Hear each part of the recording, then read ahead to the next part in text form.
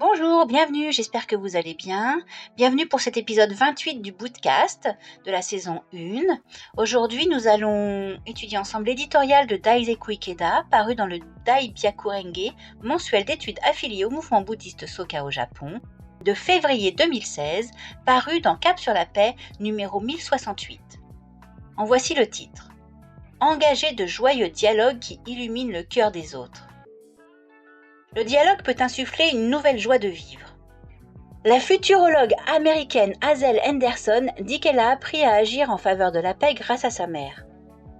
C'était une femme qui se tournait toujours vers les autres pour échanger et qui était aimée de tous en raison du sincère respect qu'elle vouait à chacun. Le docteur Henderson ajoute que sa mère était un modèle auquel elle voulait ressembler.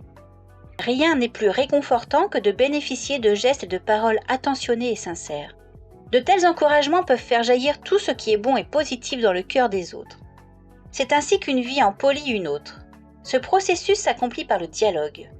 En tant que pratiquants du mouvement Soka, nous déployons des efforts réguliers fondés sur la foi, jour après jour, mois après mois, pour partager avec bienveillance la loi merveilleuse en faisant progresser Kozen Rufu et pour concrétiser l'idéal de Nichiren, établir l'enseignement correct pour la paix dans le pays. C'est parce que nous avons inlassablement relevé le défi d'engager des dialogues autour des principes du bouddhisme de Nichiren que de joyeuses révolutions humaines ont cours aujourd'hui dans le monde entier. Nichiren affirme que la loi merveilleuse a le pouvoir de permettre à tous les êtres vivants dans les 10 états de manifester la bouddhéité sans changer d'apparence.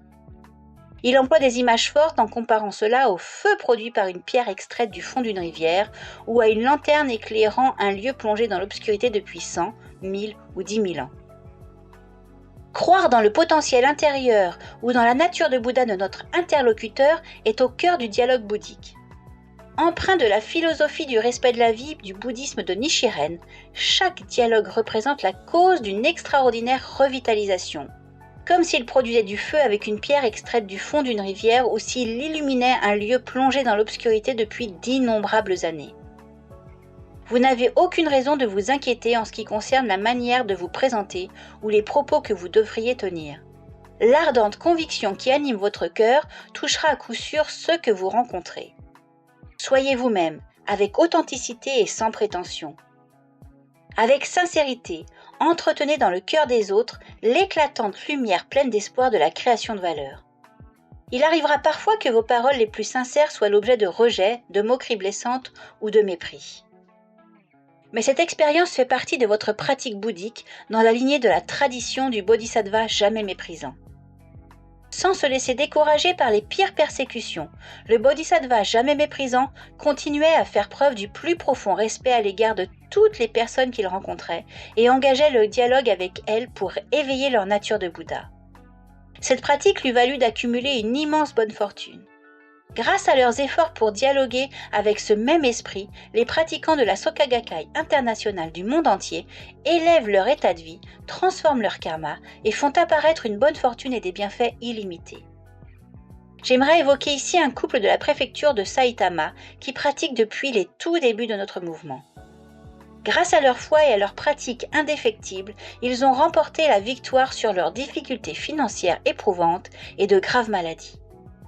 Aujourd'hui, il déclare avec joie, matin et soir, remplis d'une profonde reconnaissance, nous prions pour le bonheur et le bien-être de nos voisins et amis et de tous ceux que nous connaissons, en les nommant chacun par leur nom dans notre cœur.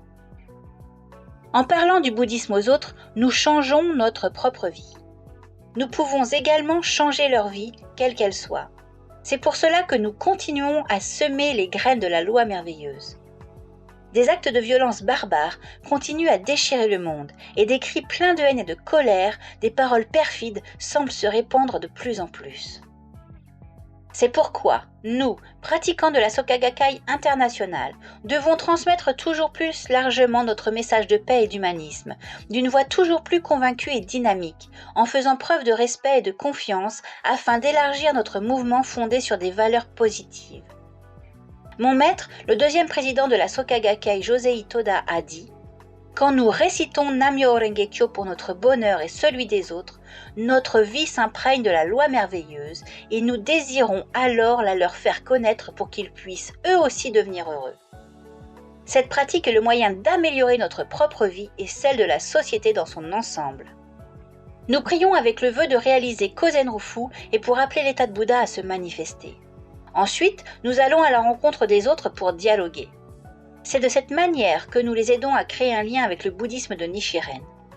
Même si la vieillesse ou la maladie nous empêche d'être physiquement actifs, nous pouvons toujours toucher le cœur des autres par notre récitation de Nam-myoho Renge-kyo.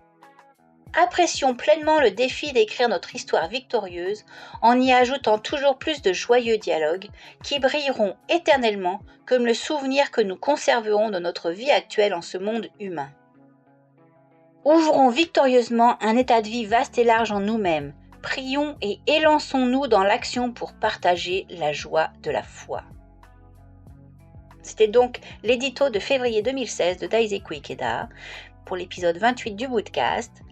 Je vous remercie d'avoir été présent, de l'avoir écouté. J'espère que ça vous a plu.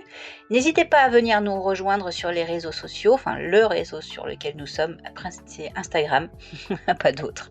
Sur YouTube, sur les plateformes de streaming, activez la cloche, abonnez-vous, faites savoir que vous êtes là et je vous dis à très très vite.